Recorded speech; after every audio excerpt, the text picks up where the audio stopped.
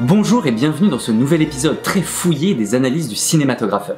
Je suis Victor Norek et aujourd'hui nous allons étudier Jurassic Park du grand Steven Spielberg, sorti en 1993.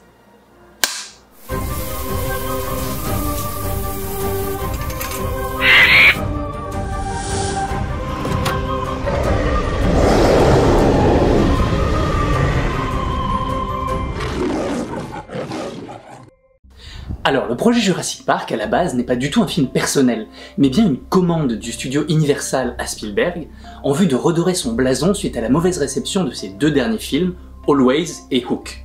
Mais surtout en vue du tournage de son film suivant, La Liste de Schindler, qu'Universal n'accepte de produire qu'en échange d'un film beaucoup plus grand public, et qui doit donc tourner avant. Spielberg pose en seule condition de cette adaptation du roman de Michael Crichton qu'il puisse le réécrire en profondeur, avec David Koepp, son scénariste.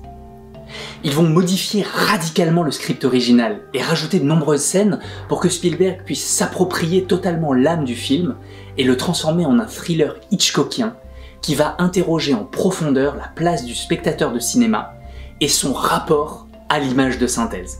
Image de synthèse qui, pour la première fois de l'histoire du cinéma, est véritablement LA star du film. Les spectateurs venaient voir les dinosaures, pas l'histoire ni les acteurs. Et c'est véritablement ça que Spielberg va filmer, le voyeurisme du spectateur, comme Hitchcock l'avait fait dans Psychose. Alors j'ai volontairement séparé cet épisode en deux parties pour que ce soit plus digeste, parce que j'ai énormément de choses à dire sur Jurassic Park, qui est pour moi l'un des films les plus complexes de l'histoire du cinéma. Autant par sa mise en scène que par les questions éthiques qu'il soulève et qui se répercutent sur les superproductions qui sortent de nos jours, notamment dans les productions Disney Marvel. Alors vous allez voir, on va voyager ensemble chez Hitchcock, chez James Cameron, chez M. Night Shyamalan, dans le reste de la filmographie de Spielberg évidemment, mais aussi dans les problématiques soulevées par l'utilisation des images de synthèse et le cinéma des années 70, dans l'épisode bis donc, qui sera un peu plus théorique et qui sortira d'ici une quinzaine de jours. Allez, on commence par un petit récap avant de se lancer dans l'analyse d'un de mes 10 films préférés au monde. Attention, on spoil tout pour mieux comprendre l'analyse, c'est parti!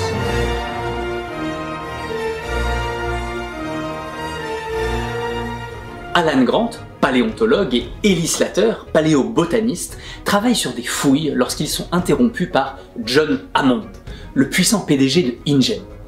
Hammond leur demande, en échange du financement de leurs fouilles, de venir donner leur aval à un parc qu'il a construit sur Isla Nublar, une île au large du Costa Rica. Ils y sont rejoints par Ian Malcolm, un théoricien du chaos, et Gennaro, l'avocat cupide de InGen, ainsi que Lex et Tim, les petits-enfants de Hammond, qui forment le public cible du parc. Tout ce petit monde découvre en fait que Jurassic Park abrite en fait de véritables dinosaures, recréés grâce à de l'ADN retrouvé dans des moustiques fossilisés dans l'ambre. Après avoir assisté à un véritable making-of du parc, ils partent faire un tour organisé dans une Jeep sur rail, menée par Muldoon et Ray Arnold, techniciens en chef. Alors que les dinosaures se font attendre, Dennis Nedry, l'informaticien du parc, trahit tout le monde en coupant une partie de l'électricité et en volant des embryons afin de les revendre. Mauvaise idée, il se fait manger par un dilophosaure. Les clôtures ne fonctionnant plus, nos protagonistes se font courser par un T-Rex qui mange Gennaro et blesse Malcolm. Arnold et Muldoon, de leur côté, se font tuer par des raptors, Tim se fait électrocuter alors que Ellie arrive à remettre le courant dans le parc. Après un final showdown dans le Visitor Center où le T-Rex vient sauver nos héros d'une mort assurée face au Vélociraptor, tous les survivants fuient l'île en hélicoptère dans une fin totalement ouverte. Générique.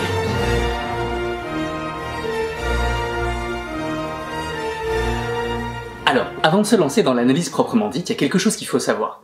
C'est que, à sa sortie, le film prenait le contre-pied total de tous les films de dinosaures qui avaient été faits avant. Parce que Jurassic Park, ça nous semble normal de nos jours. Mais à l'époque, ça ne l'était pas. Parce que les films qui avaient été faits avant, c'était soit un voyage dans le temps qui nous emmène les voir, comme dans ces deux films, ou encore une expédition qui les trouve dans un endroit perdu de la planète, comme ces deux films. Non, cette fois, c'est un geste créateur scientifique, une imitation du geste divin qui va les faire venir à notre époque directement dans notre monde. Un miroir du geste du réalisateur, qui va recréer lui-même ces animaux de toutes pièces, à partir du néant du plan. Bah oui, aussi étonnant que ça puisse paraître, les acteurs ne sont pas vraiment en face de dinosaures pendant le tournage. C'est quelque chose qui n'était pas forcément acquis en fait pour tout le monde en 93. Quasiment personne ne connaissait le principe des écrans verts, c'était il y a 30 ans. À l'époque, l'image de synthèse au cinéma, c'était un vrai tabou moral. On s'en rend absolument pas compte aujourd'hui, mais les gens hurlaient au crime dans le fait de trafiquer l'image par l'ordinateur. Pour certains, c'était s'abaisser à quelque chose de sale, qui allait entacher pour toujours la face du cinéma. Et en quelque sorte, c'est vrai. Parce que Jurassic Park est vraiment l'élément déclencheur du cinéma tel qu'on le connaît aujourd'hui. Et c'est suite à la vision de Jurassic Park que Stanley Kubrick a sorti son projet de AI des tiroirs sur lequel il bossait depuis 10 ans. Et il s'est dit, bah en fait maintenant c'est bon, on peut le faire, on a les moyens technologiques de le faire. Et c'est pas pour rien non plus qu'il a demandé à Spielberg de s'en charger, sachant qu'il pourrait pas le concrétiser lui-même, ayant le projet Eyes Wide Shut et étant également lui-même malade. Au départ dans Jurassic Park, pendant la pré-production, les dinosaures devaient être faits en stop motion, en animation image par image, comme ce qui avait été fait en 1933 avec King Kong, avec Phil Tippett comme coordinateur des effets spéciaux. Phil Tippett qui est la véritable figure de proue du stop motion moderne. C'est lui qui avait animé les effets visuels de Star Wars et Robocop à l'époque. Et au fur et à mesure de l'avancée du projet, ils ont abandonné le stop motion et le cinéma traditionnel au profit des technologies par ordinateur. Mais Phil Tippett est resté superviseur des effets spéciaux du film, pour ainsi lier les anciennes technologies et les technologies modernes, avec ce mélange presque invisible d'images de synthèse et d'animatronique, brouillant la frontière entre ce qui est réel et ce qui ne l'est pas dans le film. Une scène de Jurassic Park reprend même mot pour mot une retranscription de ce qu'avait dit Phil Tippett la première fois qu'il a vu des dinosaures en images de synthèse. So what are you thinking? We're out of a job. Don't you mean extinct? Cette scène fait ainsi un parallèle entre Grant en tant que dinosaure de la science et Phil Tippett en tant que dinosaure des effets spéciaux du cinéma traditionnel. Jurassic Park was actually the shot in the head that killed stop motion. It was a very big deal for me that the tide had totally gone out in my department. Everything that I knew, had no value. Alors qu'ils étaient tous les deux les plus grands pontes de leur métier. They want Alan Grant. Grant? You'll never get him out of Montana. But Steven knew I knew stuff. And the computer graphics guys didn't. They weren't filmmakers. They knew how to make stuff work in the computer, but they didn't see like the big picture. Spielberg traduit ainsi dans la fiction, et on va le voir également dans la mise en scène, sa propre réflexion éthique sur l'utilisation de l'image de synthèse dans le film, à travers la réflexion sur la génétique. Je le répéterai jamais assez, mais lorsque le film est sorti, c'était une claque visuelle. On n'avait jamais vu ça avant. Et même aujourd'hui, en fait, on voit difficilement des effets spéciaux aussi réussis. Avant Jurassic Park, il n'y avait que James Cameron qui avait inclus un échange entre des humains et des images de synthèse dans Abyss en 1989 tout d'abord, où pour la première fois de l'histoire du cinéma, on voit un personnage entièrement généré en 3D par ordinateur, inclus dans un plan tourné en pellicule. Puis dans Terminator 2 en 92, on voit le premier morphing de l'histoire du cinéma. Et c'est d'ailleurs le premier film où des scènes d'action ont été retouchées en post-production avec des images de synthèse. Le film moderne tel qu'on le connaît était né. C'est donc 1 an après la sortie de Terminator 2 que Spielberg va pousser ce concept à l'extrême en réalisant un film avec 2 fois plus d'effets spéciaux créés par ordinateur. Et c'est cette interaction entre le vivant et le synthétique qui va mettre au cœur de sa mise en scène. Mais revenons à cette histoire de geste créateur. On est ici loin du classique savant fou qui souhaite vaincre la mort ou contrôler le monde. Non, dans Jurassic Park, c'est une approche beaucoup plus naïve, le reflet du regard de l'enfant qui se cache dans le personnage de Hammond, le petit garçon qui avait créé un cirque de puces automatisé. You know the first attraction I ever built when I came down from Scotland? It's a flea circus. Il raconte ainsi cet endroit qu'il avait construit où, en montrant du rien, des attractions qui bougeaient toutes seules, il arrivait à matérialiser l'existence des puces dans le regard de ses spectateurs. They all move, motorized of course, but people would say they could see the fleas. Oh, I can see the fleas, Mummy, can't you see the fleas? Hammond finalement ne cherche que l'entertainment. Absolutely spectacular design, spared no expense. I wanted to show them something that wasn't an illusion. Creation is an act of sheer will. Et ce vieil homme barbu, naïf, à lunettes, avec un couvre-chef qui ne pense qu'à faire rêver petits et grands, qui est-il sinon le double à l'écran de Steven Spielberg lui-même? Et c'est loin d'être une coïncidence, parce que l'acteur qui joue Hammond est lui-même un réalisateur, Richard Attenborough, qui a volé à Spielberg l'Oscar du meilleur réalisateur pour Gandhi en 1983 face à E.T. On peut dire que Spielberg n'est pas du genre rancunier. Surtout parce que Richard Attenborough a été littéralement le double du réalisateur sur le projet, parce qu'il a supervisé la post-production de Jurassic Park, alors que Spielberg était en Pologne en train d'organiser la pré-production de la liste de Schindler justement. Il correspondait de façon quasi permanente par téléphone vidéo satellite, parce que Spielberg voulait maîtriser totalement la conception de Jurassic Park. C'était tellement important pour lui que rien que cette liaison vidéo satellite, il n'y avait pas de chat vidéo par internet à l'époque, a coûté quelques millions de dollars à la production. Quand je dis que le personnage de Hammond est le double du réalisateur, c'est pas pour rien. Surtout parce qu'il a été drastiquement transformé par Spielberg dans son adaptation du livre, avec David Coep. Hammond est totalement mégalo, cupide et vil dans le bouquin. Mais dans le film, c'est un grand naïf. Il a la tenue blanche et pure angélique du créateur, face à Ian Malcolm qui lui porte le noir de l'ange déchu. Malcolm est un théoricien du chaos, le chaos qui, au sens philosophique et mythologique du terme, est la confusion de la matière avant la création. Il est donc en directe opposition noir-blanc, chaos-création avec Hammond. Dès le début du film, Malcolm annonce le malheur à venir. Il est Cassandre. Il est d'autant plus important de le souligner qu'il meurt dans le premier livre de Crichton, alors que Spielberg le fait survivre et assister impuissant à tout ce qu'il avait prédit. Littéralement impuissant. C'est d'ailleurs pas étonnant que ce soit le personnage principal du deuxième film, Le Monde Perdu, qui est beaucoup plus sombre, empreint de désillusion sur l'homme et l'industrie du cinéma. Un film qui vient justement après l'expérience intense que fut le tournage de la liste de Schindler. Mais ça, on le reverra quand on fera un épisode sur les suites de Jurassic Park, donc je vais m'abstenir de digresser sur les 4 autres films aujourd'hui. Allez, je vous propose maintenant de plonger plus concrètement dans la réalisation pour mieux comprendre comment Spielberg utilise la première moitié du film tout d'abord pour s'interroger sur la place du spectateur, puis comment il va dynamiter tout ce qu'il avait mis en place jusque-là dans la deuxième moitié. Et pour ça, rien de tel qu'une bonne vieille analyse plan par plan.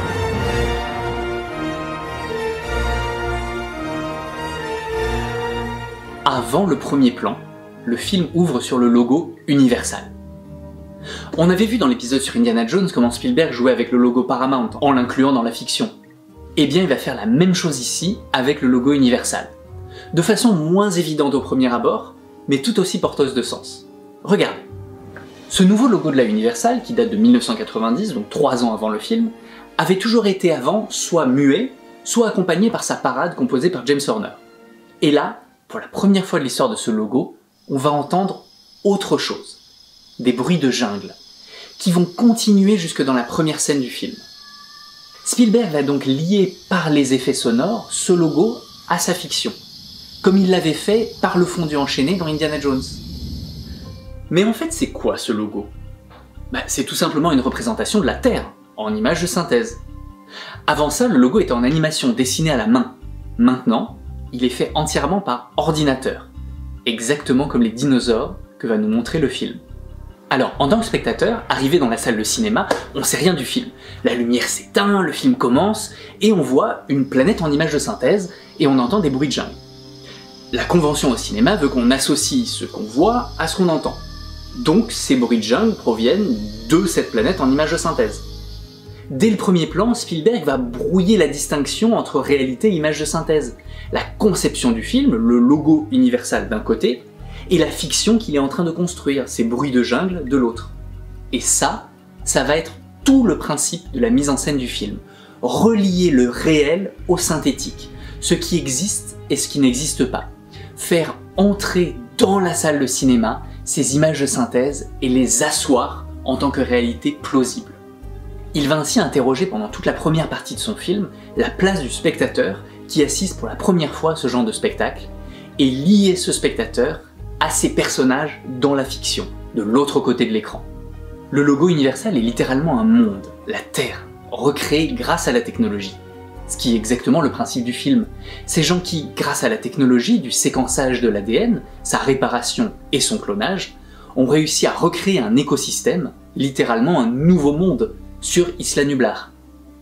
Spielberg va de cette manière lier le propos de son film avec sa conception et jouer avec la perception du spectateur avant même le premier plan de son film, comme il l'avait fait pour Les Aventuriers de l'Arche perdue. Ce mec est juste incroyable, et après on dit qu'il est pas cérébral et qu'il fait du cinéma pour les gamins. Et regardez maintenant comment il va développer cette idée à travers toute l'ouverture du film.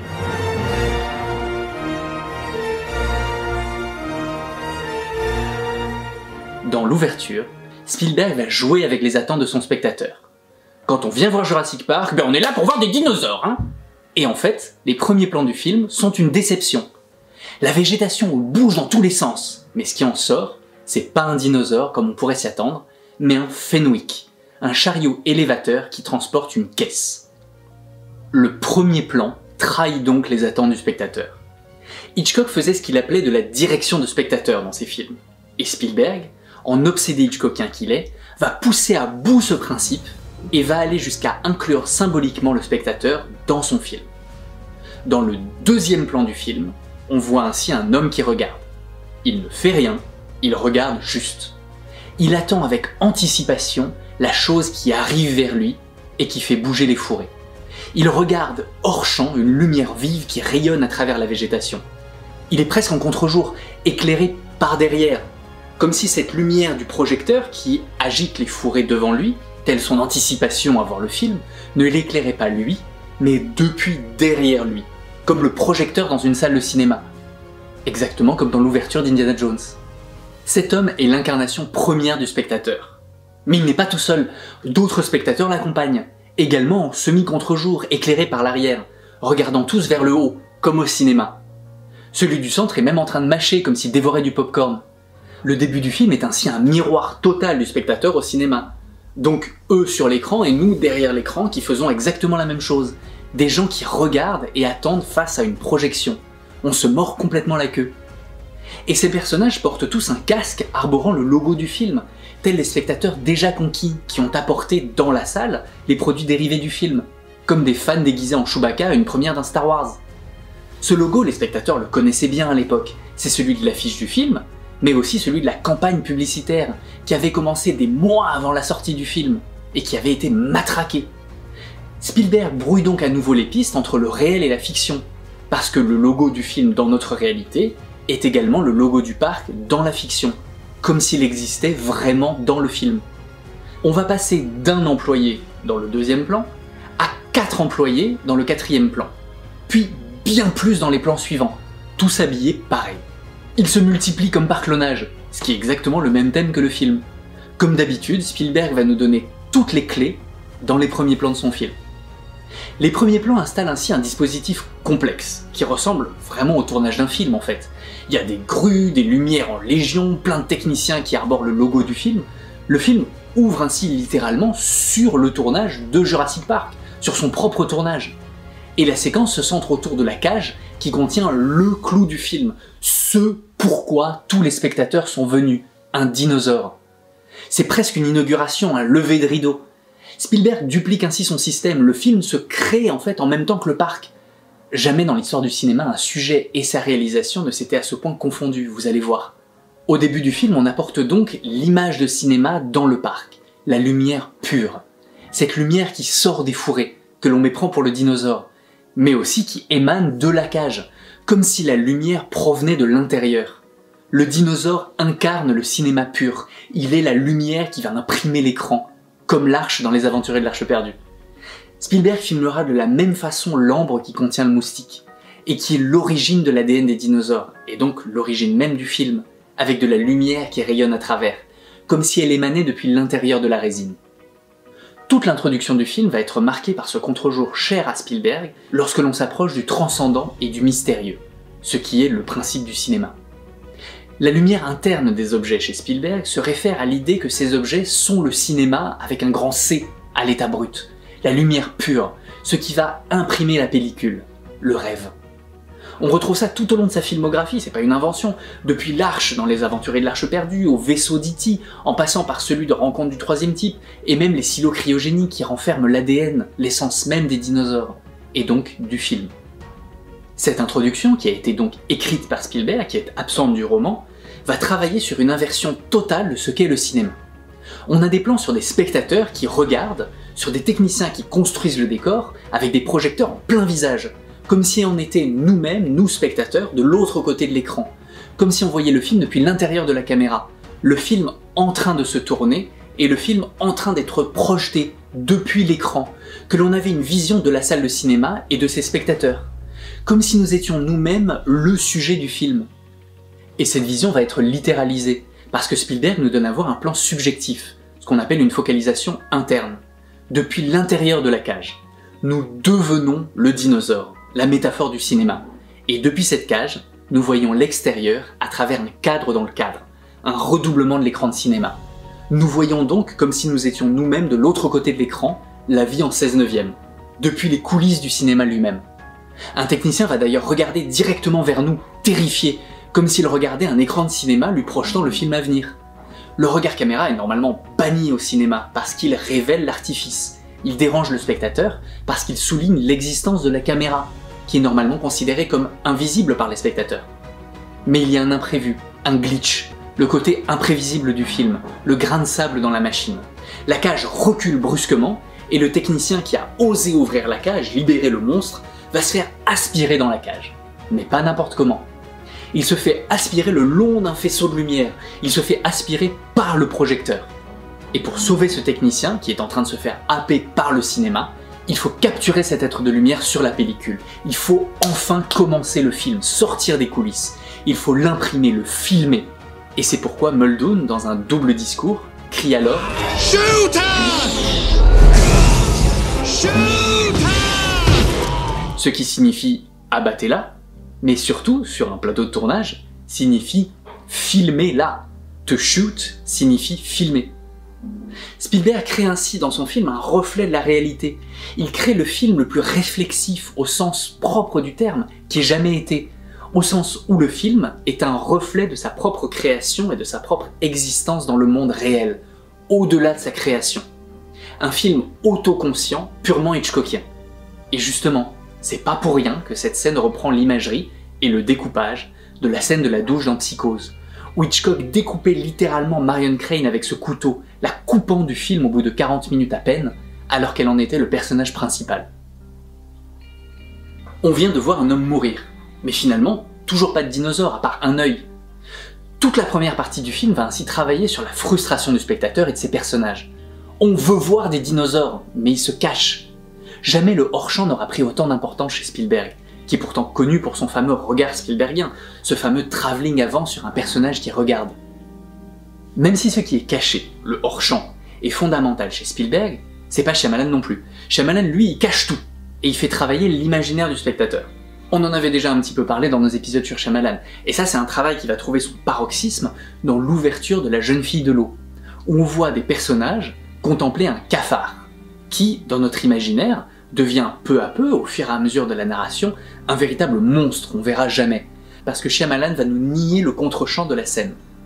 Mais revenons à Spielberg, qui contrairement à Shyamalan des débuts, lui montre toujours tout, ce qui lui a souvent été reproché d'ailleurs, comme dans le final de Rencontre du troisième type, où il montre les extraterrestres, ou comme dans Indiana Jones 4, où il montre aussi les extraterrestres, ou la fin de AI avec les mechas.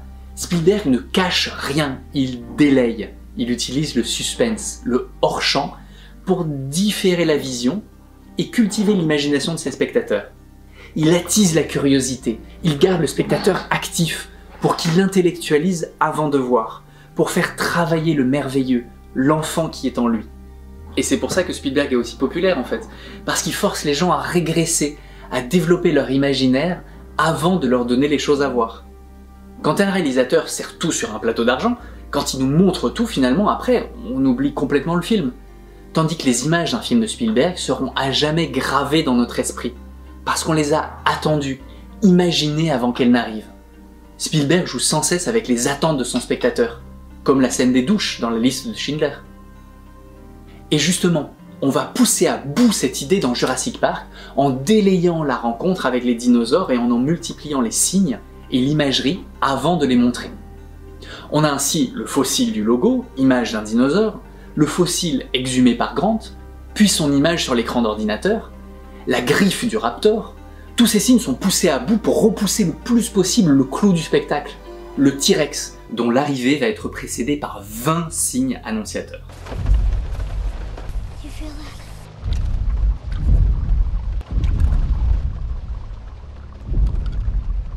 Maybe it's the power trying to come back on. What is that? Where's the goat?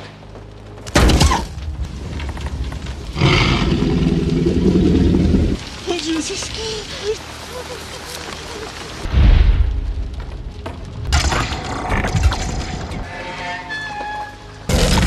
Attention, La puissance du hors-champ est énorme chez Spielberg, souvent menaçante, toujours surprenante. Et c'est présent chez lui dès Les Dents de la Mer. Regardez cette séquence, apparemment anodine, mais qui va résumer tout le film. Nous sommes tout au début, à peine à 5 minutes de film. Le requin a tué une jeune femme dans la séquence d'ouverture, et le lendemain matin, on doit en avertir le shérif. Une sonnerie de téléphone résonne donc chez Brody. Il se dirige vers le téléphone, qui est parfaitement visible en avant-plan. Il le décroche, mais la sonnerie continue à retentir. Il va alors prendre un autre téléphone, situé en dessous du premier, qu'on ne voyait pas avant, qui était dans le hors-champ. Et ce plan résume tout le film. On croit que c'est le machin mis en gros plan dans notre face qui est en train de faire du bruit, comme le squale qui sera mis au pilori en place publique. Mais non, la menace vient d'en dessous, l'autre requin, qui continue de faire son talam, talam. La menace continue de sonner comme le téléphone, alors qu'on a déjà décroché / accroché celui qui était visible par tous. Et ça, c'est une des clés fondamentales du cinéma de Spielberg. Il ne faut pas se fier à ce qu'on voit. La surface cache toujours une profondeur. La surface de l'eau, évidemment, dans le film, qui cache le requin. Mais aussi ici, la surface du plan. Il faut aller en dessous, fouiller le hors-champ, parce que la réponse vient toujours de ce qu'on ne voit pas. Si je vous parle de tout ça, c'est parce que c'est très important dans le film qui nous intéresse aujourd'hui. Parce que Spielberg l'avait dit lui-même, j'ai déjà fait Jurassic Park, ça s'appelle Les Dents de la Mer. Jurassic Park, c'est les dents de la Terre en fait. Et il pousse plus loin les réflexions qui s'étaient déjà faites à l'époque. C'est pas pour rien que Nedry regarde Les Dents de la Mer sur son ordinateur justement.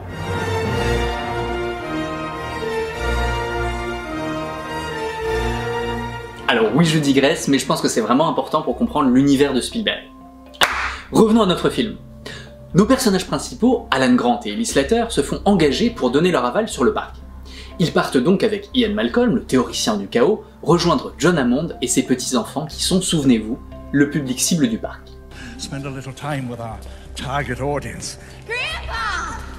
Si on regarde la scène d'arrivée en hélicoptère, on remarque que leur vision de l'île est limitée à un cadre dans le cadre, un redoublement de l'écran de cinéma dont ils sont spectateurs. Un cadre à travers lequel Hammond regarde avec insistance. Ils arrivent sur le lieu où naissent les images. L'île entière est le support filmique, l'écran sur lequel évolueront les dinosaures / images de synthèse. Mais c'est aussi la nature vierge, l'Éden, là où naît la vie. On renforce ainsi les parallèles entre les deux types de création. Sans savoir à quoi s'attendre, Malcolm en profite pour faire référence à l'un des films fondateurs des effets spéciaux au cinéma. What do they got in there, King Kong? Et aussi le premier film de monstres géants et le premier film de dinosaures, dont Jurassic Park est directement l'héritier. Héritage qui soulignera à nouveau dans Le Monde Perdu avec l'arrivée du T-Rex à San Diego, dans le bateau SS Venture, qui est le nom du bateau qui transportait King Kong. Et surtout dans Ready Player One, avec cette phrase mythique du héros. No one ever makes it past Kong. That's like a rule. Qui montre en fait l'humilité de Spielberg face aux géants qui l'ont précédé dans l'histoire du cinéma, et à qui il est redevable. Après nous avoir fait patienter 20 minutes, Spielberg va enfin nous montrer des dinosaures, nous donner la claque visuelle que nous attendions tous, mais avec sa façon typique de le faire, son travelling avant sur un personnage qui regarde. Mais il va encore plus loin que d'habitude. Il redouble son travelling avant et fait se lever son personnage, tel le spectateur ébahi par ce qu'il voit. Et si c'était pas suffisant, Grant enlève l'écran qu'il a devant les yeux, ses lunettes, l'écran qui le sépare métaphoriquement du spectateur. Il se positionne avec nous dans la salle de cinéma pour plonger totalement dans la fiction, celle-ci étant, grâce à la technologie, enfin devenue réalité. Il va faire de même à Ellie, orienter son regard, faire la direction de spectateur littéralement, avant qu'elle enlève elle aussi ses lunettes. Spielberg nous annonce qu'il va nous montrer les choses sans filtre, sans rien nous cacher, enlever l'écran, enlever les lunettes. Il assume parfaitement sa prouesse technologique et il le montre par la mise en scène. Les dinosaures n'apparaissent pas derrière un fourré ou dans la pénombre de la nuit, comme d'autres effets spéciaux qui auraient pu être vus avant. Non, il les filme frontalement, dans une grande plaine de jour. Il n'a aucun garde-fou, il croit à fond en sa prouesse technologique. Et pour redoubler cette invitation faite aux spectateurs, Spielberg ne va pas nous donner un contre-champ simple des personnages qui regardent, non, il fait un plan d'ensemble, en incluant les personnages qui regardent en tout petit dans le cadre, et ça par 2 fois. Comme dans Indiana Jones, Spielberg brise la règle des 180 degrés pour donner du sens. Ces personnages sont ainsi placés en tant que spectateurs de cette scène, de dos face au spectacle, comme nous dans la salle de cinéma. Et Hammond, l'alter ego de Spielberg avec sa barbe, son couvre-chef et ses lunettes comme on l'a déjà dit, nous invite, nous et les personnages, à cette découverte par le mythique Welcome to Jurassic Park. qui s'adresse évidemment directement à nous spectateurs. Nous nous émerveillons de part et d'autre de l'écran de la prouesse technologique du réalisateur. Personnellement, j'ai toujours les larmes aux yeux en revoyant cette scène, en plus avec la musique de John Williams qui est juste incroyable. Et si la métaphore qu'on vient d'énoncer n'était pas encore assez forte, Spielberg enfonce le clou jusqu'au bout en installant ses personnages dans une salle de cinéma, littéralement après cette scène, où ils vont assister à une projection, avec le faisceau du projecteur qui passe au-dessus d'eux. La mise en abîme est littérale. Elle était présente depuis le début du film, mais là elle est directement montrée, plus besoin de métaphore. Et dire que les critiques de l'époque avaient considéré ce film comme de l'amusement infantilisant. Et on va retrouver cette idée des personnages installés en tant que spectateurs pendant tout le premier acte du film, jusqu'à ce que la mise en scène vienne faire éclater cette convention établie jusque-là. Les prochaines séquences voient ainsi les personnages passer de leur siège de cinéma à une voiture dont ils ne peuvent pas sortir, obligés de regarder la fiction à travers des vitres, encore à travers un écran. À l'arrivée devant l'enclos du T-Rex, censé être le clou de ce spectacle, ils ne voient finalement rien. Il y a un redoublement par le reflet dans la vitre du champ et du contre-champ dans le même plan, superposant l'objet et le regard. Doublement de la déception également, remettant le spectateur à la place des personnages, de dos face à un écran. Et il y a un aller-retour entre les spectateurs déçus et le réalisateur dans la salle de montage, exaspéré que sa mise en scène ne fonctionne pas. On a des écrans avec les différentes actions en parallèle, l'enclos du T-Rex mais aussi la salle des embryons, où va se placer la scène suivante.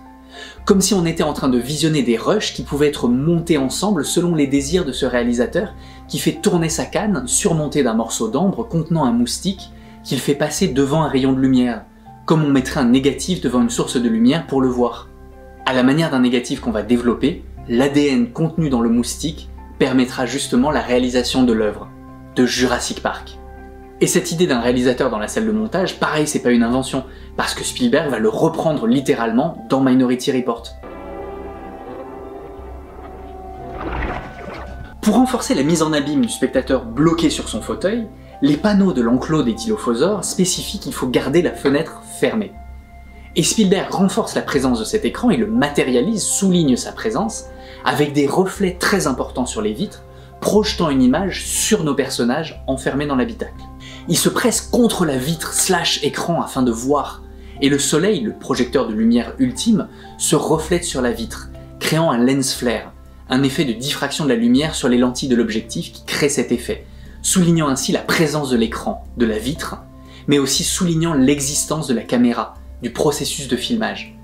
Les flares sont utilisés pour dire quelque chose, c'est pas juste un effet de style comme chez J.J. Abrams qui en met partout pour faire un effet futuristique.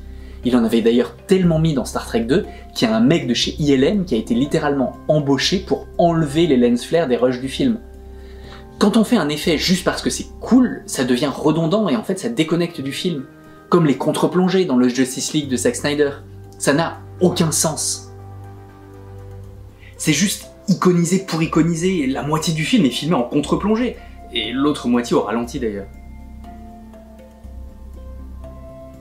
Et il y a même justement une réplique de Ellie dans Jurassic Park qui dit exactement ce que je suis en train de vous raconter, toujours dans un double discours de Spielberg.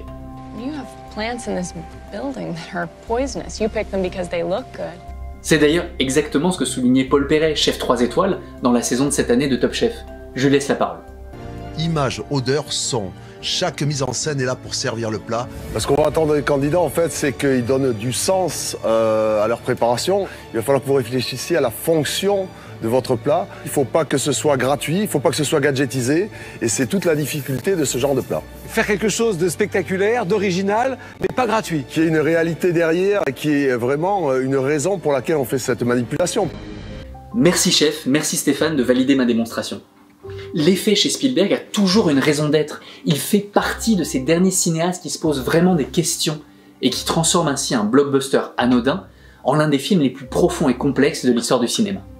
La visite guidée du parc se fait donc sur des rails, encore un signe de l'impuissance du spectateur. Les personnages sont enfermés dans des voitures qui n'exercent pas leur fonction. Elles sont contrôlées à distance et le volant ne sert à rien, puisqu'elles sont sur des rails. C'est une négation même de la liberté qu'offre normalement la voiture, une négation de son principe. Et les dinosaures sont totalement absents de ce circuit. Ce qui ne fait que renforcer la frustration du spectateur, mais également permet de construire un suspense propre à Hitchcock.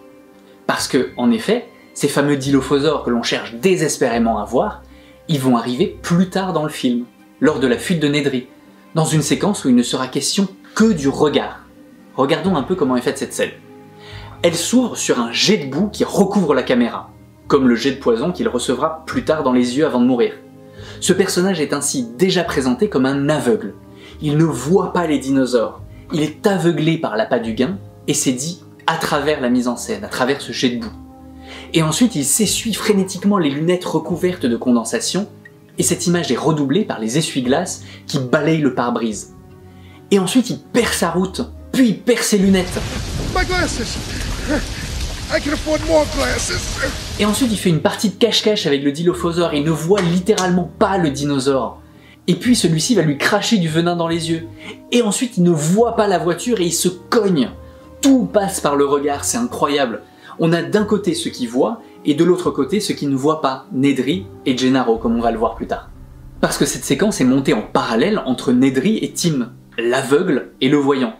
Tim, lui, est celui qui voit. Totalement opposé à Nedry, il porte des lunettes qui lui permettent de transpercer l'obscurité. Mais évidemment, il est bridé par le deuxième aveugle du film, l'avocat Gennaro, qui est comme Nedry. We're gonna make a fortune with this place. Si Tim cherche absolument à voir le dilophosaure à travers sa fenêtre, du côté de Nedry, le dilophosaure, qu'il ne voyait que pour sa valeur marchande, va justement passer au travers de l'écran et se retrouver dans la voiture pour le tuer. Et cette séquence sur Nedry se clôt sur l'enlisement de la mini-arche de Noé, le réceptacle de toutes les séquences ADN des dinosaures, dans la boue.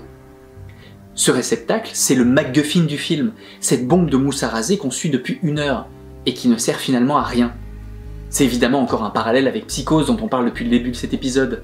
Dans Psychose, le MacGuffin était l'enveloppe remplie de l'argent qu'avait volé Marion, et qui avait motivé sa fuite, mais qui au final ne sert à rien, qui se retrouve enlisé avec elle dans la boue du marais, exactement comme la bombe de mousse à raser de Nedry. À l'opposé de Nedry, du côté des voyants, Tim est ainsi le premier à pressentir l'arrivée du T-Rex, dans un plan où il porte ses lunettes de vision nocturne et où il est allongé face à un écran. Encore un écran. Et Spielberg cut alors sur cette idée de génie que sont les verres d'eau qui matérialisent le pas du T-Rex. 2 verres d'eau, dont la traduction directe en anglais est « a pair of glasses », qui se traduit également par « des lunettes ». Spielberg utilise une homonymie visuelle pour filer sa métaphore des voyants, c'est du pur génie. Et Gennaro est ensuite évidemment vu en reflet dans le rétroviseur. Il est dos à l'action, comme Nedry. Il ne voit pas directement les choses, il ne les voit que par le prisme de l'argent. Et sous son reflet, il y a le logo du parc, soulignant son côté mercantile. Il n'était d'ailleurs vu qu'en reflet dans son tout premier plan dans le film. Le début du déluge et l'arrivée du T-Rex dans le film marquent ainsi la fin de la première partie à 1 heure pile de film, et un changement drastique dans la mise en scène. C'est une structure absolument parfaite. Spielberg a mis en place un dispositif complexe de ses personnages en tant que spectateur, et maintenant il va faire exploser tout ça dans la 2e heure de film, qui se terminera au bout de 2 heures, pile sur son nom, comme si c'était fait exprès.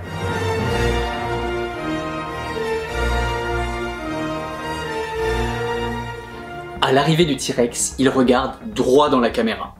C'est le 2e personnage à le faire. Il rompt ainsi le 4e mur. On l'avait vu au début. Normalement, si un personnage regarde la caméra, l'artifice du cinéma, qui tend à faire oublier l'existence de la caméra, est trahi. Mais là, Spielberg l'utilise pour regarder le spectateur droit dans les yeux à travers un écran redoublé par la fenêtre. Tout le film va s'adresser au spectateur assis dans son fauteuil de cinéma. C'est une convention qu'Hitchcock brisait justement dans Psychose, un film qui remet en question la place du spectateur en tant que voyeur, où les policiers regardaient et donnaient l'impression de juger Marion Crane, et à travers elle, le spectateur, qui se retrouvait ainsi jugé d'apprécier un tel film, les renvoyant à leur statut de voyeur. Un regard caméra brise la convention qu'elle n'existe pas, de la même façon qu'un aparté au théâtre. Et à partir de ce moment-là, toute la mise en scène va pulvériser tout ce qu'elle vient de mettre en place. La fiction va rattraper brutalement les personnages qui s'étaient depuis le début du film assis tranquillement dans leur fauteuil de cinéma, en traversant l'écran. Ce regard caméra est un « je vous vois, vous spectateurs, vous vous croyez en sécurité ?» Eh bien non! La première chose que fait le T-Rex, c'est ainsi de détruire la clôture qui séparait les spectateurs des choses montrées. Il détruit une première barrière spectatoriale. Il se penche alors vers la vitre de Malcolm et Grant, redoublant le logo du film, à travers un écran 16/9. La vitre et la pluie délimitant encore un intérieur sécuritaire et un extérieur dangereux, redoublant ainsi l'écran de cinéma. De l'autre côté de l'écran, c'est dangereux. Lex va alors la première traverser cet écran à l'aide d'une lampe, un faisceau de projection encore. Et on l'avait vu dans l'épisode sur Indiana Jones à quel point ce faisceau de projection est important chez Steven Spielberg. C'est le faisceau du projecteur de cinéma. Et c'est à ce moment précis que le T-Rex va violer l'espace du spectateur en traversant littéralement l'écran. Il le repousse à l'intérieur de l'endroit d'où on pouvait voir sans crainte, la salle de cinéma. Mais cet écran, toujours intact, reste pour eux un bouclier, une surface impénétrable par la méchante fiction. Et on redouble la métaphore avec Malcolm, qui enlève la condensation de sa propre vitre. Et Grant et Malcolm vont devoir rester sans bouger. Keep absolutely still. Encore une métaphore du spectateur impuissant. Plus tard dans le film, les blessures de Malcolm suite à cette attaque vont à nouveau redoubler cette idée, l'empêchant de bouger, le transformant en spectateur ultime. Comme James Stewart dans Fenêtre sur cour, dont on avait vu dans l'épisode 0 à quel point Hitchcock l'utilisait comme métaphore du spectateur de cinéma. Dans cette deuxième partie du film, les spectateurs vont être malmenés par le réalisateur. Ils vont à la fois être poursuivis par cette image qui traverse l'écran, et par la salle de cinéma qui essaye de les piéger et de les remettre dans leur siège. Ils vont payer par là où ils ont péché, leur désir de voir et de toucher, de sortir de leur siège afin de rejoindre la fiction, comme le faisait Grant au début.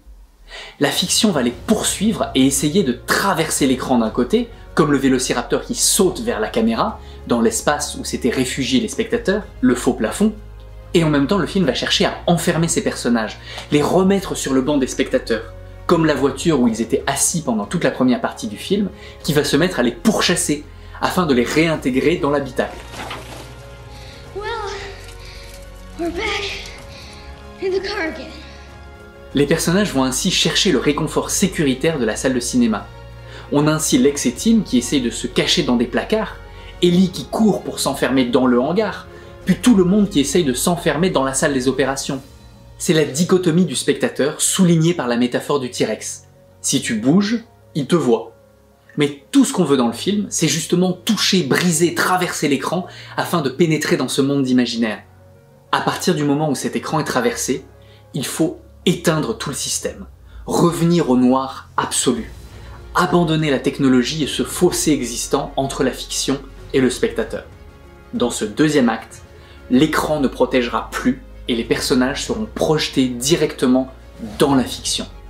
On supprime la technologie, ce fossé entre images projetées, images de synthèse et spectateur, et on élimine tout le voyeurisme de la première partie. Tout le principe de cette deuxième partie va être de faire enfin se rencontrer les créatures de cinéma, les images de synthèse et les vrais personnages. Et toute la mise en scène de Spielberg va nous amener à ça. Et nous allons voir comment. C'est un film qui incarne tout ce à quoi le cinéma a tendu avant lui, et qui deviendra naturel après lui. Il y a vraiment un avant et un après Jurassic Park, et ce moment précis arrive lorsque le T-Rex passe à travers l'écran. À ce moment-là, une nouvelle ère du cinéma est née. L'image de synthèse a fait irruption dans la salle. À partir de ce moment, plus d'écran, plus de vitres. Les personnages vont être inscrits dans la fiction. Et tout est affaire de toucher, de matérialité. Grant met la main devant la bouche de Lex pour l'empêcher de crier. Tim vomit. Lex se fait éternuer dessus. Ils doivent escalader des barrières. Tim se fait électrocuter. Ils sont en plein milieu d'une horde de Gallimimus lorsqu'ils se font attaquer par le T-Rex. Tim voit du sang, qu'il souligne d'ailleurs dans le dialogue. Alors que normalement on essaye de cacher ce genre de choses au cinéma pour pouvoir faire voir le film à une audience la plus large possible. Cette frontière abolie est figurée dans cette scène. La caméra passe d'un côté et de l'autre de la barrière sans couper. La mise en scène lie les deux espaces. Spielberg figure à l'écran qu'il n'y a plus de barrières, plus de dedans et de dehors, plus d'espace du spectateur. À ce moment même, en parallèle, Ellie se fait attaquer par un vélociraptor qui fait irruption dans son espace. Elle essaye alors de le replacer derrière un écran, une grille en fer qu'il réussit à franchir, puis la porte. Spielberg va s'amuser dans cette seconde partie à faire jouer les dinosaures avec leur propre image, et les faire constamment traverser des écrans pour les emmener de plus en plus figurativement près de nous dans la salle. Le point culminant de cette métaphore étant le raptor qui passe à travers une bâche plastique transparente. Le symbole même de l'écran de cinéma qu'on traverse ne pourrait pas être plus clair.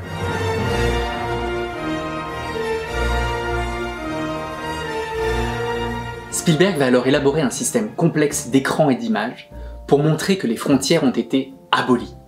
Que grâce à l'arrivée de l'image de synthèse, on ne sait plus ce qui est fiction et ce qui est réalité. C'est smoke and mirrors, une expression anglaise qui signifie l'artifice et la perte des repères, que l'on associe souvent à la magie et au cinéma. Pendant la scène de la cuisine, le raptor est vu à travers le hublot de la porte, circulaire, comme l'iris d'une caméra. Une fois dans la cuisine, qu'il a ouvert la porte, en franchissant cette frontière qu'il ne devrait pas savoir comment passer, il prend en chasse les enfants. Mais maintenant que l'image et le spectateur sont dans la même pièce, indifférenciables, le raptor est soumis aux mêmes lois qu'eux. Il prend donc le reflet de l'ex pour la réalité et il fonce dessus. Spielberg inverse tout. Le dinosaure rendu réalité par l'image de synthèse attaque l'image virtuelle de l'ex. Je trouve ce plan absolument sublime de symbolique. Et dans la scène suivante, les raptors essayent d'entrer dans la salle de contrôle, métaphore de la station de montage, là où le film est créé, on l'avait vu tout à l'heure, et une fois à l'intérieur, un raptor saute sur une station de travail, qu'on ne peut virtuellement pas différencier de celle qu'il a créée dans les studios ILM. Et à ce moment-là, de façon totalement absurde dans la narration, Spielberg va projeter sur le raptor son code génétique, comme si on découvrait en transparence sa nature même, comme s'il nous montrait comment il avait été créé, à partir d'un code génétique, mais aussi à partir d'un code informatique, car il est une image de synthèse, un amalgame de 0 et de 1. À nouveau, les frontières sont annihilées lorsque l'ex tombe à travers le plafond dans l'espace du raptor, et que le raptor essaye de pénétrer dans l'espace du faux plafond, un aller-retour. Le raptor saute directement face à la caméra, vers la caméra, comme s'il essayait de sortir à travers notre écran directement. Les personnages se réfugient ensuite sur le squelette du T-Rex dans le grand hall. Ce squelette est historiquement la seule forme que l'on connaît du T-Rex. Tout le reste n'est qu'imagination. Ce squelette représente donc la réalité, notre réalité à nous spectateurs. Et sous leur poids, toute cette représentation s'écroule. Et le T-Rex en image de synthèse va prendre la place exacte de son prédécesseur. Les images de synthèse ont triomphé de la réalité, ont fait exploser l'ancien cinéma, symbole renforcé par la banderole When Dinosaurs Rule the Earth, à moitié déchirée, qui s'écroule devant le triomphe de la révolution numérique. Il s'agit évidemment d'une référence au film de 1970. Un nouveau cinéma est né, qui va piétiner l'ancien. C'est une image extrêmement forte, sur laquelle s'arrête d'ailleurs la fiction, qui se termine sans vraie résolution. Les personnages s'en vont, et on ne sait pas trop ce qui va advenir de l'île, des dinosaures ou même des personnages, du triangle amoureux Grant, Ellie, Malcolm. Spielberg a totalement enlevé la fin ridicule du livre où Hammond faisait exploser son île avec une méga-bombe nucléaire. Parce que justement, tout le symbolisme est là. L'image survit. Elle ne peut dorénavant plus être anéantie. Elle vit, elle est là. Spielberg pose ainsi, grâce à ce film, la toute-puissance de ce nouveau média qu'est l'image de synthèse. Mais il en souligne à la fois les dérives à travers sa mise en scène, son pouvoir de destruction de l'ancien et surtout son remplacement. L'image de synthèse reprend exactement la place de son squelette. Spielberg a ainsi lancé une machinerie redoutable. Mais déjà, en le faisant, il la questionne. Je trouve cette démarche absolument admirable et surtout extrêmement visionnaire. Parce que quelque chose s'est passé dans l'histoire du cinéma entre le début et la fin de ce film. J'aime beaucoup pour ça le symbole du logo immaculé du parc sur la portière de la Jeep lors de l'arrivée des visiteurs, une promesse d'émerveillement flambant neuve faite aux spectateurs, mais à la fin, on reviendra sur ce même plan, ce même logo, mais qui sera recouvert de boue, symbole de ce que vient de vivre le spectateur, qui a été malmené pendant le deuxième acte de ce film, où la fiction a sans cesse essayé de le bousculer, de venir le chercher sur son siège dans la salle de cinéma, mais également qui est le constat de Spielberg sur la boîte de Pandore qu'il a ouverte en faisant ce film. Plus rien ne sera comme avant. Et c'est un questionnement total dans ce film, qui se fait à travers la mise en scène, mais qui est également inscrit directement dans le scénario. Rappelez-vous. How can we possibly have the slightest idea of what to expect? Yeah, don't you see the danger, John, inherent in what you're doing here? You wield it like a kid that's found his dad's gun. So you pick them because they look good, and therefore how could you ever assume that you can control it? C'est un double discours extrêmement profond et réflexif qui se déroule, et dans un espace très étrange, un espace à part dans la narration, avec des projections de graphes et de revenus dans tous les sens, et où chacun a un projecteur derrière son épaule. Spielberg projette littéralement ses inquiétudes lors de cette scène, qui ressemble à s'y méprendre à une réunion de production. Il parle ainsi directement de l'utilisation des images de synthèse dans le film, c'est évident, du tabou que Spielberg a franchi. Spielberg, à travers ses personnages, se pose la question de l'utilisation que les gens vont faire de sa découverte.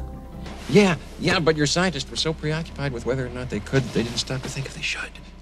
You stood on the shoulders of geniuses to accomplish something as fast as you could, and before you even knew what you had, you patented it, and packaged it, and slapped it on a plastic lunchbox, and now you're selling it. You want to sell it. Well...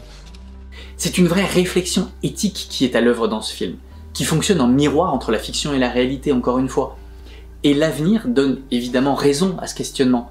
Quand on voit à quel point le cinéma est devenu une escalade à qui fera la plus grosse déferlante d'images de synthèse dans son film, à quel point que les personnages sont souvent mis totalement de côté au profit de l'effet spécial, qui devient le sujet même du film. Mais ça, on en reparlera dans la deuxième partie quand on discutera de l'éthique chez Disney et Marvel. Cette réflexion et ce doute sur l'utilisation d'une découverte est métaphorisée par la photo d'Oppenheimer, considéré comme le père de la bombe atomique, qui est accroché sur l'ordinateur de Nedry, et qui fait écho à ses graves paroles après l'explosion de la bombe. We knew the world would not be the same. Now I am become death, the destroyer of worlds. I suppose we all thought that, one way or another. Spielberg fait un parallèle réflexif entre la puissance technologique dans la narration, le clonage de l'ADN et son enjeu éthique, et la puissance technologique du film lui-même, les images de synthèse, la boîte de Pandore qu'il ouvre et qu'il pressent pourrait faire mourir le cinéma tel qu'on le connaît. Et il s'interroge à propos des deux, sur les limites de ces technologies et du système qui va les utiliser. Une critique qu'il poussera beaucoup plus loin dans Le Monde Perdu, qui est un film bercé de désillusions. Toute cette réflexion va nous amener à revoir le film sous cette optique du rapport à l'image de synthèse et la conscience que le film a de lui-même, à travers des scènes clés que j'avais éludées sciemment jusqu'à présent.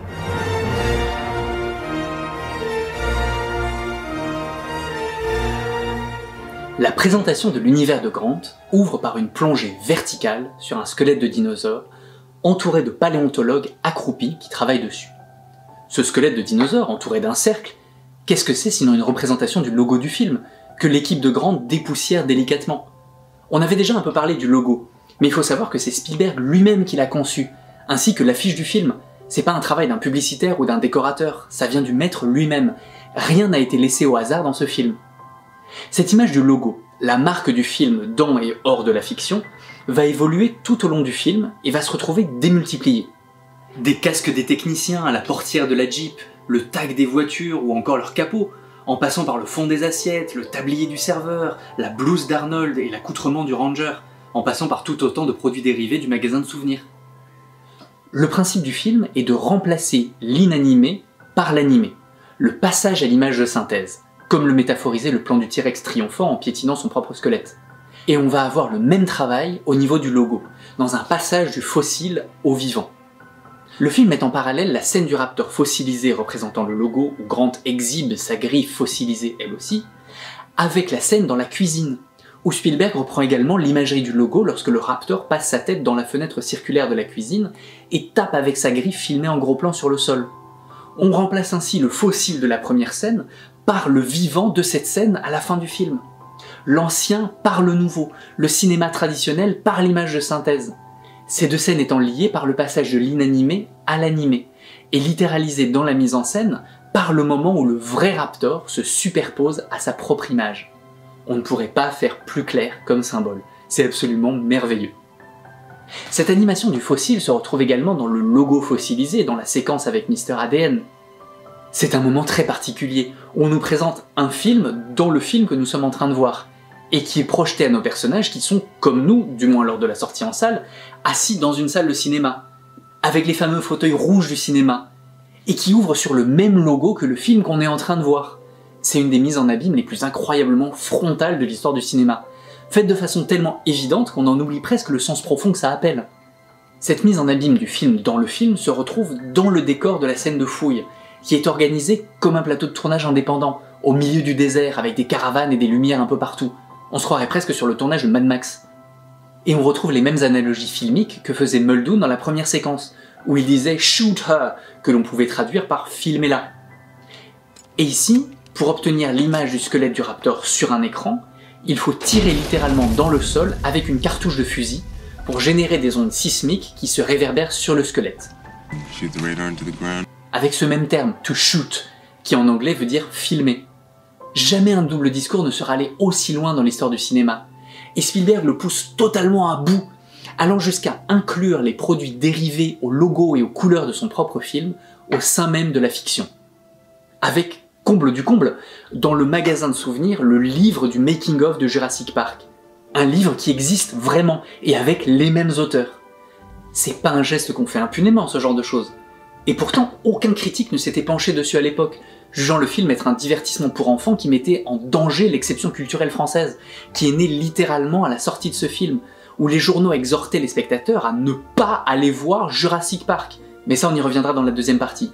Ils avaient rien compris, parce que justement, ces plans de merchandising intégrés au film ouvrent l'une des discussions les plus importantes de l'histoire du cinéma, où Hammond va raconter à Ellie l'histoire de son cirque de puces. L'histoire d'un homme qui, par la mécanisation de mini-trapèzes et autres représentations du cirque, avait réussi à développer l'imaginaire des enfants tant et si bien qu'ils y voyaient réellement des puces faire du trapèze. Le concepteur du parc raconte le lien qui le relie au monde du spectacle, au rêve et surtout à l'illusion qu'il procure. C'est une incroyable métaphore du cinéma et de son côté mécanique et artificiel, utilisé pour créer une illusion onirique et régressive. C'est une note d'intention de tout le cinéma de Spielberg qu'on retrouve dans cette conversation, superposée à ce que la presse et la critique croient comprendre de lui, c'est-à-dire les produits dérivés qui passent devant Hammond, le côté matériel qui en découle. Je trouve cette scène incroyablement touchante. Moi j'ai l'impression de voir Spielberg noyé au milieu des jouets vendus aux enfants et qui nous dit qu'il veut pas du tout de tout ça, que c'est juste un effet secondaire, qui lui est passé devant, qui lui a été superposé, et que tout ce qu'il cherche à faire en fait, c'est de nous faire rêver, nous faire nous émerveiller, comme quand on était enfant, ce que Hammond est en train de nous raconter. Et ce côté cirque de puces n'est pas du tout anodin, parce que contrairement à ce que pense toute la clique intellectuelle qui snob Jurassic Park, cette thématique renvoie et revendique en fait l'héritage forain du cinéma. Rappelez-vous que les gens allaient voir les tout premiers films de l'histoire du cinéma, fin 1800, à la foire. Il fallait émerveiller, faire peur, choquer. Le cinéma est né comme une attraction au départ, où les premiers cinéastes, dont le parangon est notre Georges Méliès national, devaient tout donner pour cet instant de waouh, cette stupéfaction qu'avaient les spectateurs en voyant des hommes se poser sur la Lune, ou vivre cette terreur absolue qui avait vidé la salle dans des cris terreur lors de la première projection de l'entrée du train en gare de la Ciotat des Frères Lumière. Les spectateurs hurlaient, se piétinaient les uns les autres pour sortir de la salle en courant, persuadés qu'un véritable train leur fonçait dessus. Le cinéma est né comme ça, comme un choc, puis comme un rêve, une véritable attraction. Et Spielberg, hyper conscient de la métaphore de la création cinématographique qu'il réalise avec ce film, va le construire comme une attraction, un ride de parc d'attractions. Ride qui est littéralisé par les rails des voitures, qu'on ne peut pas vraiment conduire, et qui est programmé pour nous faire vivre l'attraction selon le bon vouloir de son concepteur. Les personnages, comme les spectateurs, sont entraînés dans cette attraction, qui va culminer par l'attaque du T-Rex. Et c'est pas non plus innocent que l'attraction Jurassic Park au studio Universal, également faite sur un rail, soit sortie le même été que ce film. Encore un effet méta. Évidemment, nous vient en tête la scène des wagonnets de la mine dans Indiana Jones et le Temple Maudit, qui était une transposition filmique du Petit Train de la Mine de Disneyland. Une sensation de montagne russe que sont les séquences d'action de la fin du film, qui s'enchaînent sans que le spectateur ne puisse respirer, et que Spielberg annonçait déjà plus tôt dans le film avec ce plan, métaphorisant de façon quasi littérale la montée lente et infernale au début de l'attraction, avant que le petit train ne se fasse embarquer dans la course folle que sera le reste du ride / la fin du film. Ce côté forain et le parallèle avec la création du film va se retrouver tout au long de la première partie. On a ainsi les paroles de Hammond. Welcome to Jurassic Park. Qui se retrouvent également dites par l'ordinateur au moment où le tour commence. Welcome to Jurassic Park. Et ce moment où ce tour commence, justement, est vu depuis la cabine de monitoring, comme si l'équipe lançait le tournage du film. Ils ont un retour vidéo, des micros, tout le matériel pour faire fonctionner les animations du plan qu'ils vont filmer. Hammond a même un casque micro comme un réalisateur. On retrouve constamment cette mise en abîme de la réalisation du film. La phrase de Samuel L. Jackson Hold on to your butts. est autant liée au moment présent, le démarrage des voitures, l'attention des personnages, qu'à une prémonition de la narration, adressée directement au spectateur. Ça y est, c'est pour ça que vous êtes venus. Vous allez enfin voir les dinosaures. Et Spielberg lie à ce moment Samuel L. Jackson et son discours au moniteur qui retransmet les images des voitures par un panoramique. Il renforce ainsi de façon extrêmement importante, par ce redoublement de la mise en scène à l'intérieur du film, la passivité extrême des spectateurs.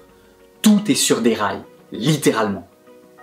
Comme on l'a déjà vu, il met tout ça en place pour évidemment le faire exploser quelques séquences plus tard, lorsque le T-Rex brisera la frontière entre l'image et le spectateur, le faisant entrer de force dans la fiction. Le cinéma, chez Spielberg, n'est donc pas une expérience passive. Au contraire. Et avec ce film, il s'interroge justement sur ce qu'est devenu le spectateur des années 90, habitué à manger du popcorn et à regarder des choses stupides à la télévision sans réfléchir une seule seconde.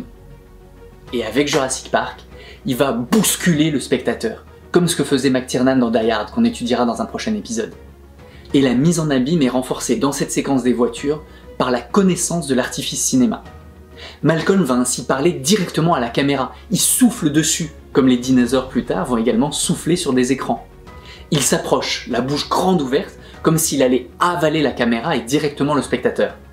Cette image m'a toujours fait penser au film The Big Swallow, tourné en 1901. Le personnage à l'écran y avalait directement la caméra et le réalisateur du film, mettant ainsi en parallèle, en télescopage, le film et sa conception. The Big Swallow est considéré comme étant le premier film autoconscient, réflexif de l'histoire du cinéma, où on n'essaye pas de cacher l'artifice, mais au contraire d'en révéler la conception. Exactement ce que fait Spielberg tout au long de Jurassic Park, mais de façon un petit peu moins frontale. Un ami, en regardant mes épisodes, m'a demandé « Mais à quoi ça sert finalement que les réalisateurs mettent autant de trucs dans leurs films si c'est pour que personne les voit ?» En fait, c'est exactement ce qu'on vient de développer. Parce que, même si on le voit pas frontalement, on en ressent la profondeur à un autre niveau. On est interloqué, brusqué en tant que spectateur. Bizarrement, quand on regarde les films qui ont survécu autant, qu'on revoit toujours aujourd'hui, l'écrasante majorité sont de très grands films extrêmement profonds. Il y a 15 films qui sortent par semaine depuis une centaine d'années. Et pourtant, quand on parle de cinéma, on continue de citer Hitchcock et Kubrick. Et pas forcément pour la complexité des scénarios qu'ils ont adaptés, mais bien plus pour la profondeur de leur mise en scène, même si c'est quelque chose qu'on conceptualise pas forcément en tant que spectateur. Pareil, on se souvient 30 ans plus tard de Jurassic Park, et bizarrement on a complètement oublié le Godzilla de Roland Emmerich. Et pourtant c'est presque le même film, il y a même plus d'explosions dans Godzilla, plus d'action. Mais c'est juste que l'un est réalisé par un immense metteur en scène, et que l'autre, bon, voilà. Parce que toutes ces couches, toutes ces strates de mise en scène qu'on décortique ensemble, eh bien ça va profondément marquer les spectateurs, même s'ils ne savent pas vraiment pourquoi. Tant qu'ils le prennent pas de haut en fait, comme la critique française. Hitchcock disait que le plus important dans une mise en scène complexe, c'est que ça touche le spectateur à un niveau inconscient. Que c'est ça qui faisait la grandeur d'un film. Et donc parfois on s'en rend pas compte tout de suite. Comme une musique complexe, comme Stairway to Heaven par exemple, qu'on découvre au fur et à mesure, qui nous touche de plus en plus à force de l'écouter, alors que la première fois qu'on l'entend, on peut faire « meh » et zapper au bout de 30 secondes.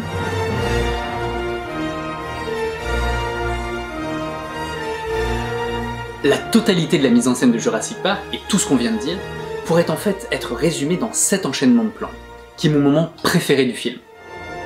How'd you do this? I'll show you. Tout le principe de la mise en scène de Spielberg dans ce film est la déconstruction de son propre film, l'analyse de son média, comprendre ce que c'est que de faire un film où les gens vont être aussi curieux du film que de comment il a été fait. Et donc il va nous faire assister à un véritable making-of du film à travers la séquence de la salle de cinéma. Car en effet, lorsque la salle de cinéma se met à tourner et que l'on voit les techniciens à l'œuvre, Des techniciens que Gennaro confond avec des animatroniques, c'est dire à quel point la perméabilité des frontières réalité/fiction est inscrite directement dans le scénario. Are these characters erotica? No. We have no animatronic theater. Donc, lorsque la salle tourne, nous ne tournons pas avec elle.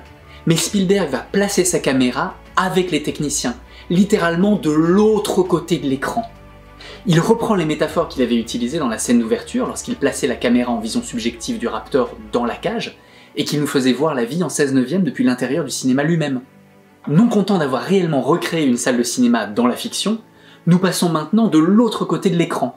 C'est tout le principe de la phrase de Hammond « Comment avez-vous fait ? I'll show you ». Et c'est ce que va faire Spielberg. Il va faire entrer ses personnages sur les lieux du making-of. Cette idée reprend celle d'une attraction des studios Universal, où de la même façon on pouvait voir les techniciens Universal travailler sur leur prochain film. Spielberg ne cache même plus ses intentions de décortiquer totalement, de montrer à l'écran le film lui-même en train de se créer. Et c'est tellement naturel qu'on s'en rend absolument pas compte de cette débauche de métaphores. Et il va même plus loin. Il va répondre directement à la question de Grant « How did you do it ?»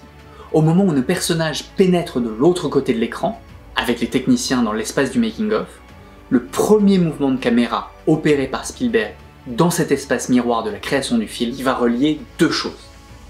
Il commence sur un écran d'ordinateur et va finir sur un œuf de Raptor.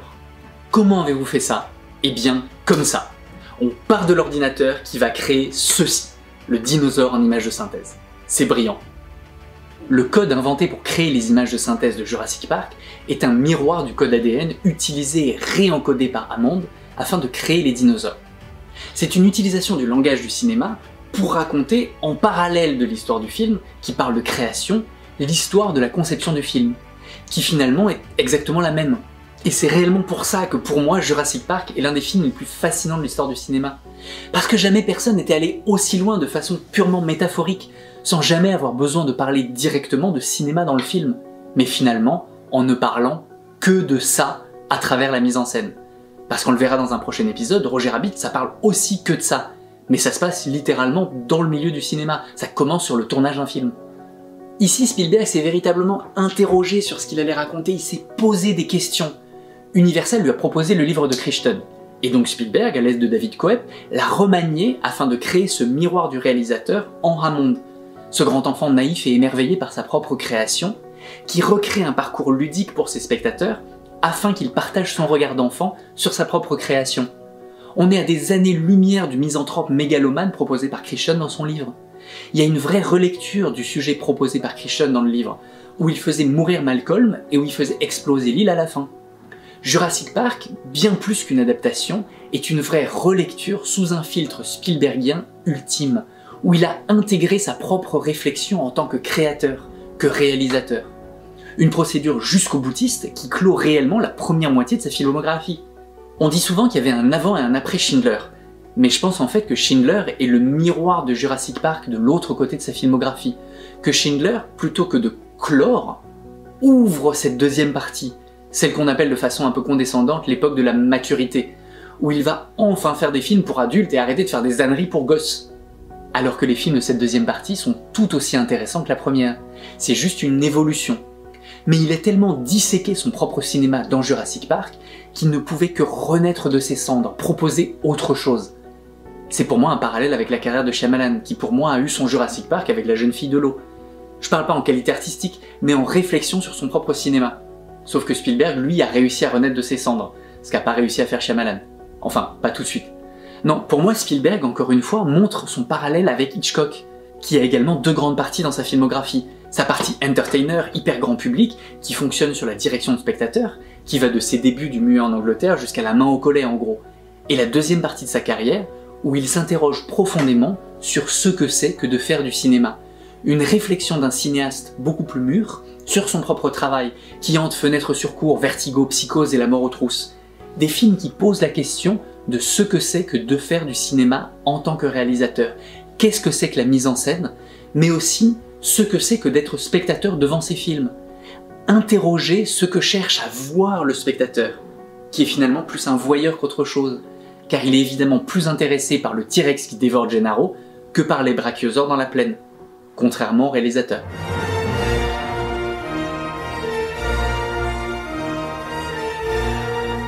Spielberg va très loin dans sa réflexion sur son média. C'est ainsi une véritable relecture de Jean Baudrillard et de son livre Simulacre et Simulation, paru en 1981, que nous offre Spielberg à travers ce film. Où le spectateur doit, en fin de compte, ne plus savoir quand le dinosaure est une image de synthèse ou un animatronique, car il devient finalement réel pour le spectateur, quelle que soit la forme qu'il prend.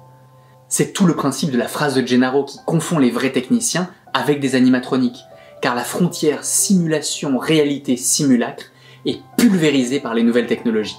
Après Jurassic Park, les gens se mettront à dire « on ne sait plus finalement ce qu'on doit croire ». Et au-delà du cinéma, cette réflexion va bien plus loin maintenant dans la politique, avec l'existence des deepfakes, où on pourra faire des campagnes de décrédibilisation d'hommes politiques en leur faisant faire ou dire ce qu'on veut grâce à la technologie. On en arrive à une société où certaines personnes vont devoir prouver que les vidéos qu'on voit d'eux en train de dire des choses ou de faire des actes innommables ne sont pas vraiment eux. Et dans sa fiction, Spielberg va littéralement nous présenter une simulation, nous représenter à l'écran la façon dont les dinosaures ont été recréés dans notre monde moderne grâce à la technologie ADN. Et il est d'ailleurs très intelligent que Spielberg, pour présenter cette simulation, ait choisi un dessin animé. Finalement, l'antithèse totale de l'image de synthèse qui nous est présentée dans le film, un pied de nez à sa propre technologie. Dans cet univers hautement high-tech, c'est finalement un dessin fait à la main et non une image de synthèse qui va nous expliquer le making-of du parc. Mr. DNA, un dessin manuel, va lui-même orchestrer la réplication de l'ADN de dinosaures sous nos yeux et dédoubler Hammond à l'écran. C'est la reproduction de la vie littéralement et métaphoriquement dans la fiction, avec le clonage ADN et dans la réalité avec les images de synthèse. On a dit plusieurs fois que Hammond était un double de Spielberg à l'écran, et justement, c'est littéralisé avec génie dans cette séquence où Hammond est son propre double à l'écran. Le concepteur de Jurassic Park se retrouve à jouer son propre rôle sur un écran dans une salle de cinéma. C'est une de mes métaphores filées préférées de toute l'histoire du cinéma, c'est dingue, dingue, dingue. Hammond, le réalisateur, entre dans un dessin animé avec un dinosaure. Spielberg reprend ainsi sciemment les images de Gertie le dinosaure, réalisé par Winsor McCay en 1914, qui est officiellement le premier dinosaure de l'histoire du cinéma, mais également le premier film d'animation de l'histoire du cinéma sur celluloïd, sur pellicule. On y voit McCay, le réalisateur du film lui-même, expliquer à ses amis qu'il va créer un dinosaure sous leurs yeux. Et exactement comme dans Jurassic Park, le réalisateur entre dans sa propre fiction. McCay traverse l'écran comme Hammond pour apparaître aux côtés de Gertie. Spielberg remonte donc aux origines de l'animation, des images créées et non filmées, exactement comme ce que seront les images de synthèse de ces dinosaures, pour nous expliquer comment tout cela a été créé au départ. Sous ces airs de dessin animé anodin, Spielberg en sous-texte nous explique l'histoire de la création des dinosaures au cinéma. Rien n'est jamais simple ni anodin chez Spielberg. Et tout en faisant ça, la projection qui était auparavant à la troisième personne, vue par des spectateurs dans une salle de cinéma, devient une projection vue directement par nous. Il superpose l'écran à l'intérieur du film avec notre écran à nous spectateurs. Spielberg superpose à nouveau ses personnages et nous spectateurs. Il nous invite directement dans le parc en nous faisant prendre la place des personnages de sa fiction. Et il pousse à bout la métaphore du cinéma en nous commentant à travers son double ce qui se passe à l'écran. This score is only temporary. It all has very dramatic music, of course. Boom, boom, boom. A march or something hasn't been written yet. Exactement comme un réalisateur commenterait ses rushs à une projection test ou devant ses producteurs. Jurassic Park est vraiment un film miroir de la création d'un film, d'une nouvelle technique, une image instantanée du cinéma hollywoodien contemporain. Alors qu'à l'exact opposé, Le Monde Perdu, Jurassic Park 2, nous en montrera la face cachée. Il sera le cri de désespoir d'un réalisateur désenchanté contre un système perverti dont il avait tiré la sonnette d'alarme dans le 1. À la suite du dessin animé, comme on l'avait déjà vu, l'auditorium tourne comme une attraction, éclipse l'écran de cinéma pour révéler une vitre, que Gennaro prend littéralement pour un autre écran. Spielberg traduit ainsi par la mise en scène la porosité de son nouveau procédé. Il filme l'évolution du cinéma et des effets spéciaux. Avec l'analogie du film de McCay, il nous montrait sur un écran d'où les dinosaures étaient nés au cinéma, là d'où on était parti. Et en passant à un autre écran, qui est en fait la réalité, il nous montre que cette nouvelle technologie est maintenant indissociable de la réalité. On passe de la simulation au simulacre. C'est une lecture textuelle de Baudrillard, c'est fabuleux. Et la séquence d'après nous emporte dans une réunion de production, au cœur de la réalisation du film comme on l'avait déjà vu. avec des projecteurs qui passent au-dessus de leurs épaules, symbole du cinéma, de l'existence même du film. Les personnages vont expliciter alors ce qu'ils pensent du parc, et par extension de ce que ce nouveau cinéma peut leur apporter, ses avantages, mais aussi ses dangers. Ils projettent métaphoriquement leurs pensées et leurs désirs sur les écrans qui les entourent. L'avocat, analogue du producteur véreux, qui est presque une incarnation de Harvey Weinstein dans la fiction, n'y voit ainsi qu'une façon de faire de l'argent. We can charge anything we want, 2,000 a day, 10,000 a day, and people will pay it. And then there's the merchandise.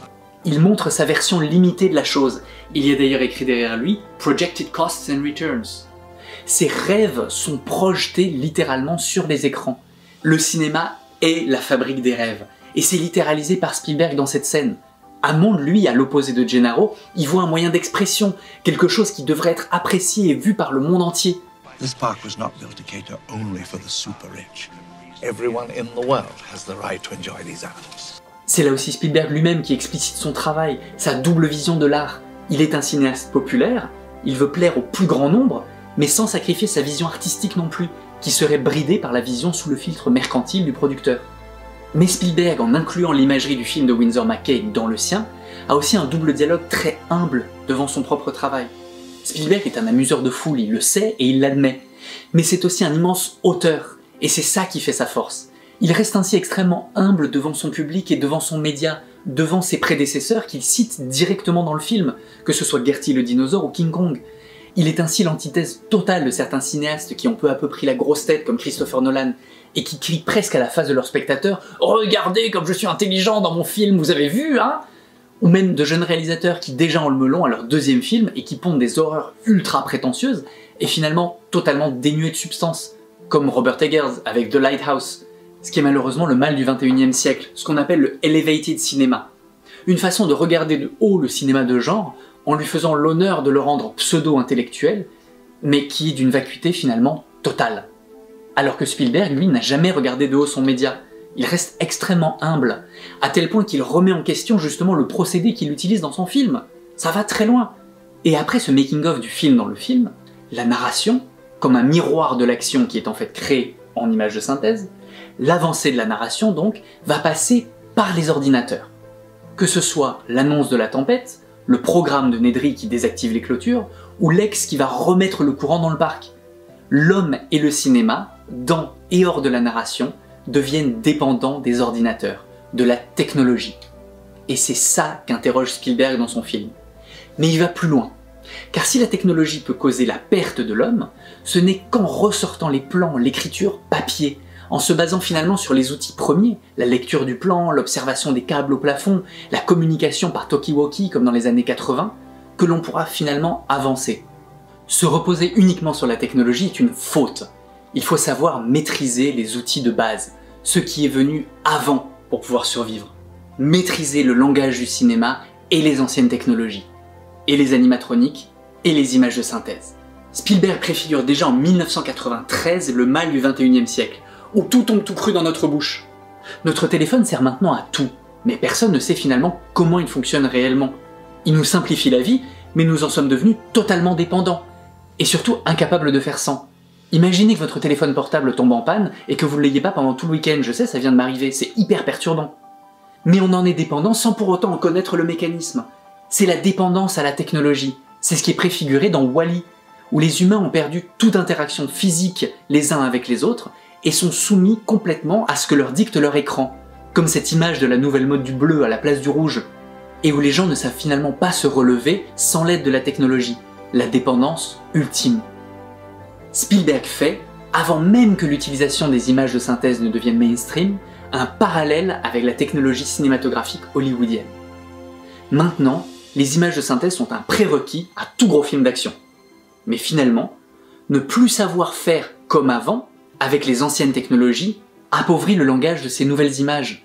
Elles sont devenues tellement standards que plus rien n'étonne, et on a basculé dans la surenchère d'effets spéciaux tout en perdant petit à petit ce qui faisait l'essence même du cinéma, le langage cinématographique.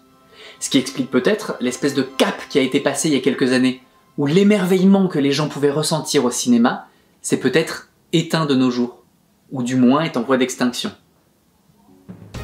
Et c'est sur cette note en demi-teinte que je vous laisse aujourd'hui, sur des interrogations métaphysiques sur le devenir du cinéma, que nous poursuivrons justement dans la deuxième partie de cet épisode fleuve sur Jurassic Park, où on se questionnera sur le cinéma en tant qu'art avec un grand A, et sur ce qu'il en reste de nos jours, à l'aune des superproductions qui se standardisent de plus en plus.